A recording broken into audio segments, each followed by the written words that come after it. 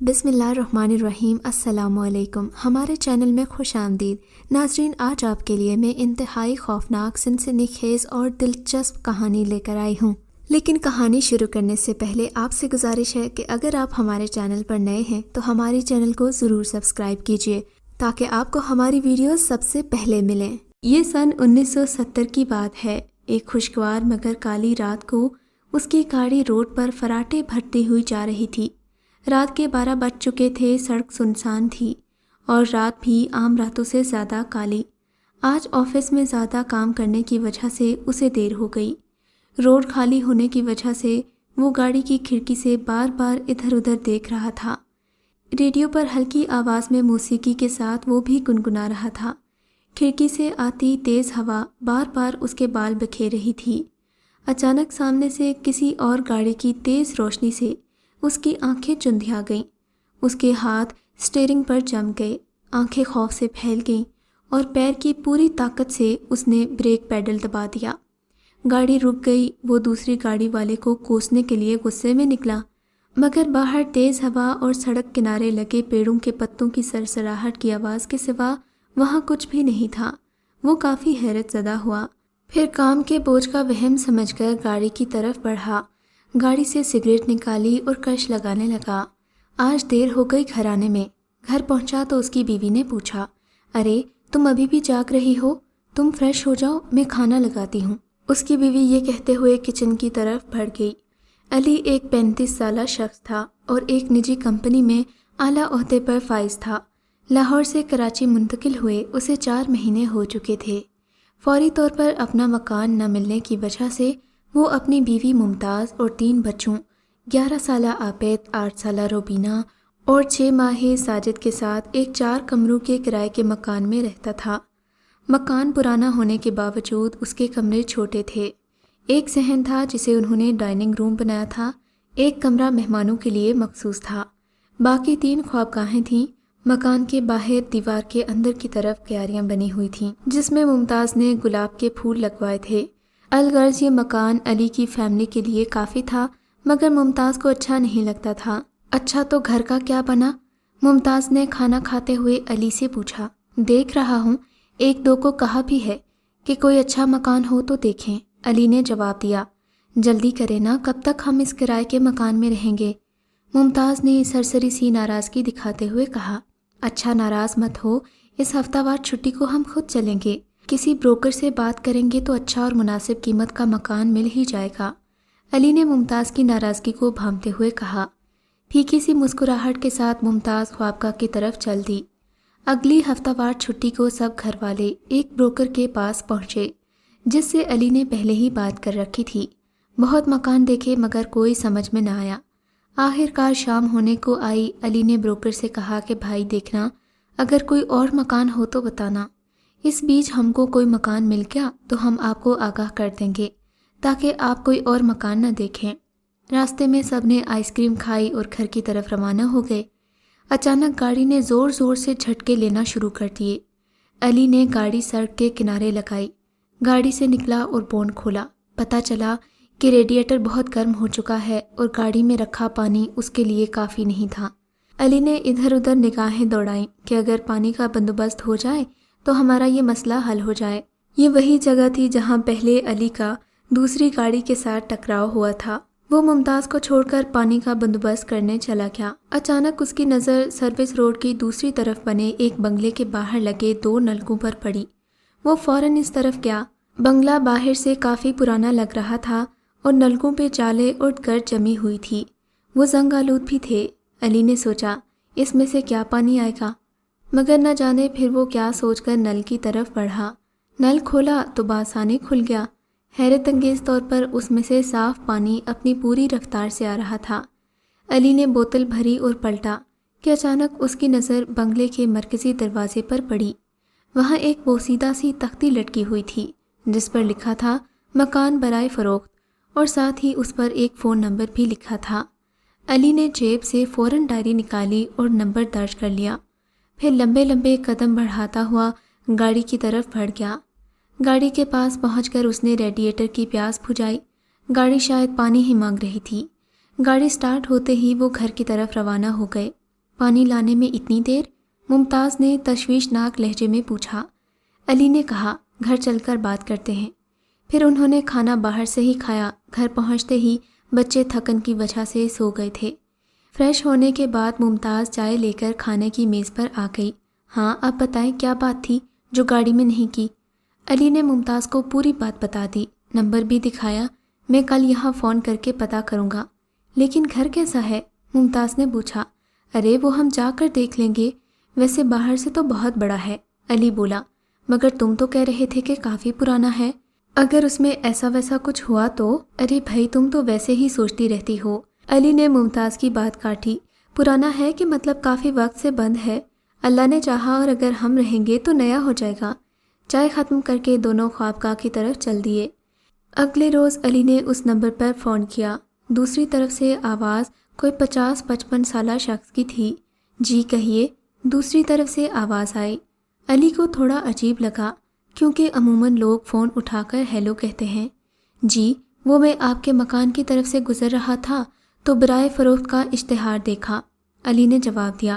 جی آپ لینا چاہیں گے اسے؟ اس شخص نے پوچھا۔ جی ارادہ تو ہے، اگر مکان اچھا لگا اور دام مناسب ہوئے تو بسم اللہ کریں گے، علی نے اپنا ارادہ ظاہر کیا۔ ٹھیک ہے تو آپ کل صبح آ جائیے گا، میں آپ کو مکان اندر سے دکھا دوں گا۔ وقت طے کر کے علی نے سلام کیا اور فون رکھ دیا۔ فون رکھ کر وہ یہی سوچ رہا تھا کہ بس ممتاز اور بچوں کو گھر پسند آ جائے اور دام بھی مناسب ہوں تو مزہ آ جائے۔ گھر آ کر علی نے ممتاز کو سب رودات سنائی۔ ممتاز خوش ہو گئی۔ اگلے روز علی نے دفتر سے چھٹی لی اور طے شدہ وقت پر گھر والوں کو لے کر اسی جگہ پہنچا۔ وہاں وہ شخص پہلے سے ہی موجود تھا۔ علی کا اندازہ صحیح تھا، وہ ایک 50-55 سالہ آدمی تھا۔ اس نے اپنا نام کبیر بتایا۔ مکان پر لگے زنگ زدہ تالے کو کھولا۔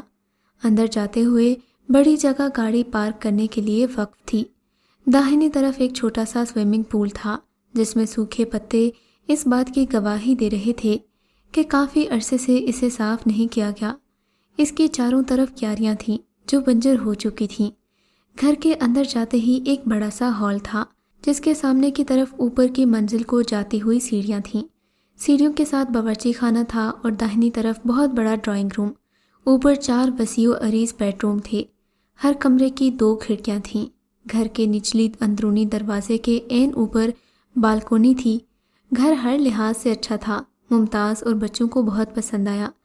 علی نے پوچھا کہ یہ مکان کتنے عرصے سے بند ہے تو کبیر نے بتایا کہ 10 سال پہلے یہاں میں اپنے بیوی بچوں کے ساتھ رہتا تھا۔ ایک حادثے میں ان کی موت واقع ہو گئی، تب سے یہ گھر خالی ہے۔ دام پوچھے تو علی کے اندازے سے بہت کم دام تھے۔ ممتاز کے ساتھ فوری باہمی مشورہ کر کے علی نے کبیر سے اس گھر کو خریدنے کی رضامندی ظاہر کی۔ علی نے انہیں بیانیہ دیا تو کبیر نے کہا اس کی ضرورت نہیں، میں کل کاغذات تیار کروا کر آپ کو دے دوں گا، تب ہی آپ پوری رقم دے دیجیے گا۔ خیر علی نے دفتر سے کچھ دنوں کی چھٹی لے لی۔ کچھ مزدور پکڑ کر گھر کی صفائی کروائی۔ گھر صاف ہونے میں 2-3 دن لگ گئے، مگر صفائی کے دوران اسے گھر میں کچھ عجیب چیزیں محسوس ہوئیں، جیسے کھڑکی بند ہونے کے باوجود پردوں کا اڑنا، باورچی خانے میں برتنوں کی آواز، جبکہ وہاں کچھ بھی نہیں تھا۔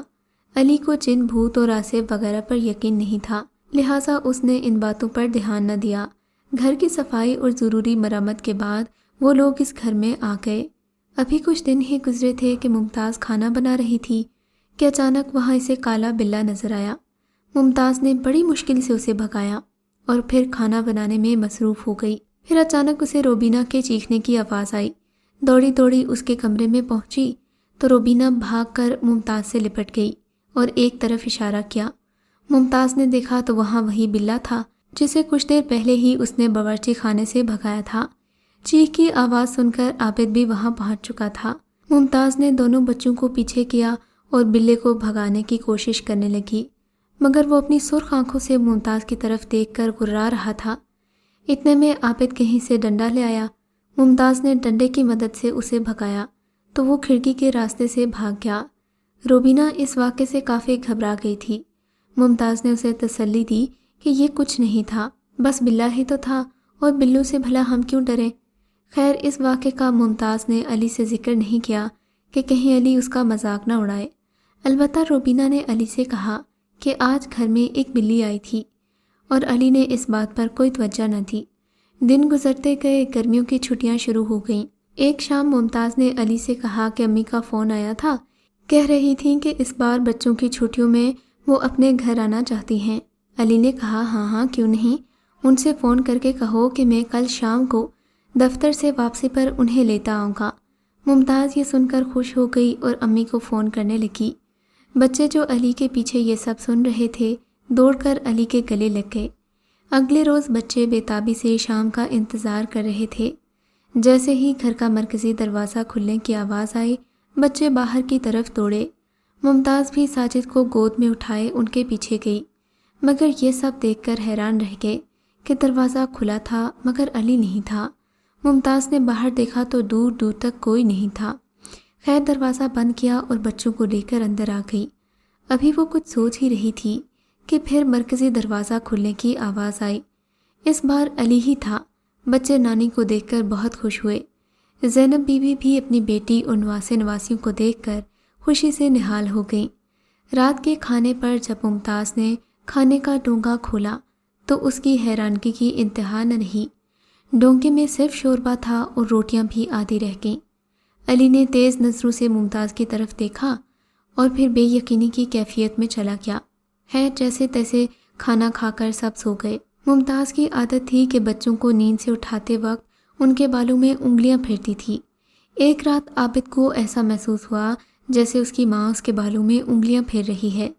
اس نے آنکھیں کھول کر دیکھا تو سامنے ماں کھڑی مسکرا رہی تھی، مگر پھر آہستہ آہستہ وہ پیچھے ہوتی گئی۔ دیکھتے ہی دیکھتے ایک بھیانک عورت کی شکل اختیار کر گئی اور پھر دیوار کے پار ہو گئی۔ عابد نے دل خراش چیخ ماری اور وہیں بستر گیلا کر دیا۔ علی، ممتاز اور زینب بی بی اس کے کمرے میں پہنچے۔ عابد خوف کے مارے کانپ رہا تھا، اس کا بدن بخار سے تپ رہا تھا۔ سب نے پوچھا کہ کیا ہوا، مگر خوف کی وجہ سے وہ کچھ بول نہ سکا۔ ممتاز نے اسے بخار کی دوا دی اور کمرے میں سلا دیا۔ اگلی صبح جب عابد کی طبیعت کچھ سنبھلی تو اس نے رات والا واقعہ ممتاز، علی اور زینب بی بی کو بتا دیا۔ علی نے کہا بیٹا کوئی خواب دیکھا ہوگا۔ علی نے ممتاز کو ہدایت کی کہ عابد کو ڈاکٹر صاحب کو دکھایا جائے تاکہ علاج ہو سکے۔ اس کے بعد وہ دفتر چلا گیا۔ ممتاز بہت فکر مند تھی جسے اس کی ماں نے بھانپ لیا۔ کیوں فکر کرتی ہے؟ ہو سکتا ہے کہ عابد نے خواب دیکھا ہو، زینب بی بی نے پوچھا۔ ممتاز نے کوئی جواب نہیں دیا۔ رات کو زینب بی بی اپنے کمرے میں سو رہی تھیں۔ اچانک ان کو ایسے لگا جیسے ان کے پیچھے سے کسی نے تکیہ کھینچ لیا ہو، جس کی وجہ سے ان کی آنکھ کھل گئی۔ نظر گھما کر دیکھا تو حیرت سے آنکھیں پھیل گئیں۔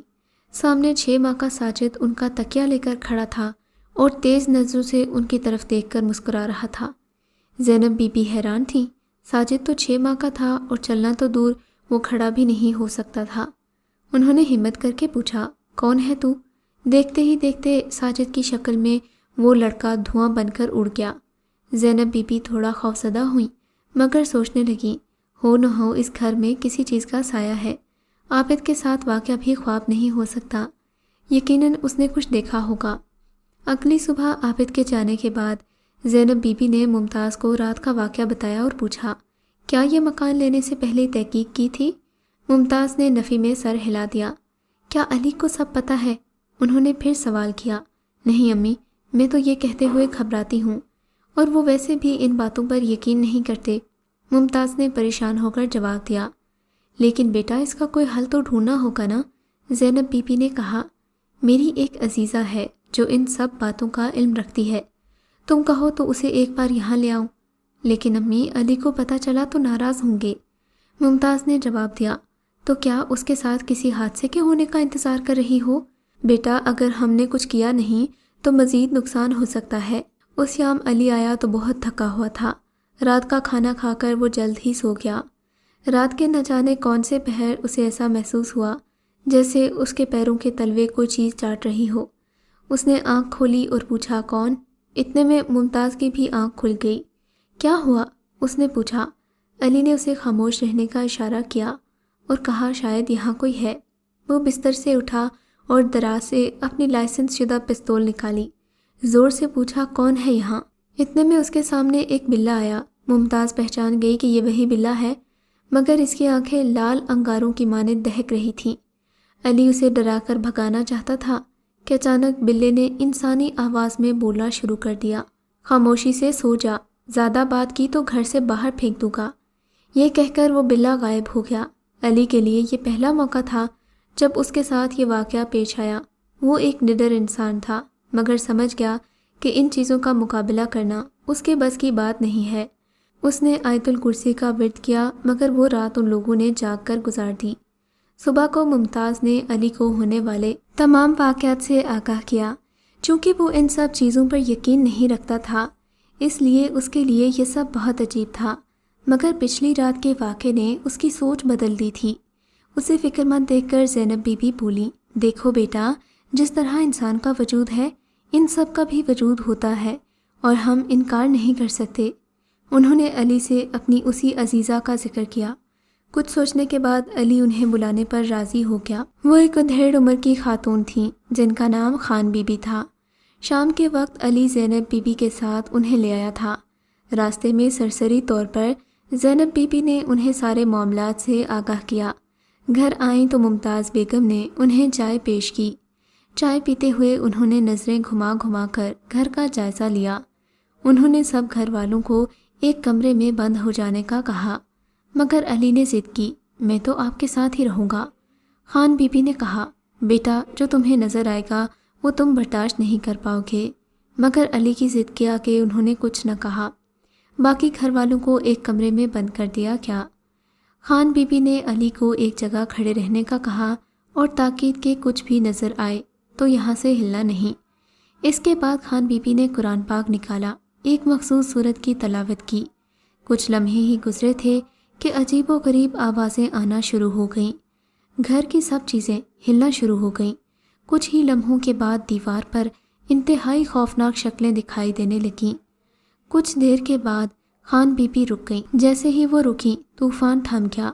علی حواس باختہ کھڑا تھا۔ اس نے سوچا بھی نہیں تھا کہ ایسا کچھ ہوگا۔ خان بی بی گھبرائی ہوئی تھیں، کہنے لگیں، بیٹا جتنی جلدی ہو سکے یہ مکان خالی کر دو، ورنہ یہاں کے مکین تمہیں رہنے نہیں دیں گے۔ ممتاز اور زینب بی بی بھی آ چکے تھے۔ پر اتنا جلدی کیسے ہوگا؟ علی نے کہا، یہ تمہارا مسئلہ ہے، میں صرف کچھ دنوں کے لیے انہیں روک سکتی ہوں۔ پھر خان بی بی نے مکان کی چاروں طرف کیلیں گاڑیں، دیواروں پہ دم کیا اور پانی چھڑک دیا۔ علی انہیں واپس چھوڑنے جا رہا تھا۔ انہوں نے کہا، بیٹا جلدی کا مطلب جلدی ہے، اب یہ مکان تم جلد ہی خالی کر دو تو تمہارے لیے بہتر ہوگا۔ ان سب واقعات کے بعد علی کو اچھا خاصا سبق ہو چکا تھا۔ ان کو چھوڑنے کے بعد ہی وہ ساتھ میں ٹرک بھی لایا تھا۔ مزدوروں نے سامان کے ساتھ ہی الماریاں اٹھائیں کیونکہ اب سامان باندھنے کا وقت نہیں تھا۔ علی نے سب کو گاڑی میں بٹھایا اور گھر ایسے ہی کھلا چھوڑ کر نکل گیا۔ علی کی زندگی کو معمول میں آنے میں کافی وقت لگ گیا۔ ایک دن دفتر میں چپڑاسی نے اسے لفافہ دیا، کہا، آپ کی غیر موجودگی میں ایک صاحب یہ آپ کے لیے دے گئے ہیں۔ علی نے اسے کھولا تو حیرت کی انتہا نہ رہی۔ اس میں پورے 25,000 روپے تھے اور ایک پرچی تھی جس پر کبیر لکھا تھا۔ علی کا تو سر گھوم گیا۔ یہ وہی رقم تھی جو اس نے اس مکان کی قیمت کے طور پر ادا کی تھی۔ اس نے فوراً کبیر کے نمبر پر فون کیا۔ دوسری طرف ایک خاتون تھی۔ اس نے کہا، میں نے کبیر سے بات کرنی ہے، مگر خاتون نے یہ کہہ کر اسے حیران کر دیا کہ وہ تو اپنے خاندان کے ساتھ 10 سال پہلے ہی ایک حادثے میں انتقال کر گئے تھے۔ یہ سن کر اس کا دماغ سن ہو گیا۔ کچھ عرصے بعد علی کا گزر اسی جگہ سے ہوا جہاں اس کا مکان تھا۔ مکان کو دیکھ کر اس کی حیرت کی انتہا نہ رہی۔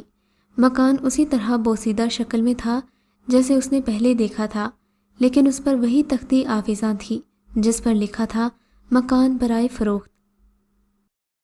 اگر آپ کو یہ کہانی اچھی لگی ہے تو اس ویڈیو کو لائک کیجیے اور اس طرح کی مزید ویڈیوز دیکھنے کے لیے ہمارے چینل کو سبسکرائب کیجیے۔ اور ہاں، اگر آپ کی کسی دوست، رشتہ دار یا بہن کے ساتھ خدا نہ کرے ایسا کوئی واقعہ پیش آیا ہے تو ہمیں کامنٹ سیکشن میں اس کے بارے میں ضرور بتائیے۔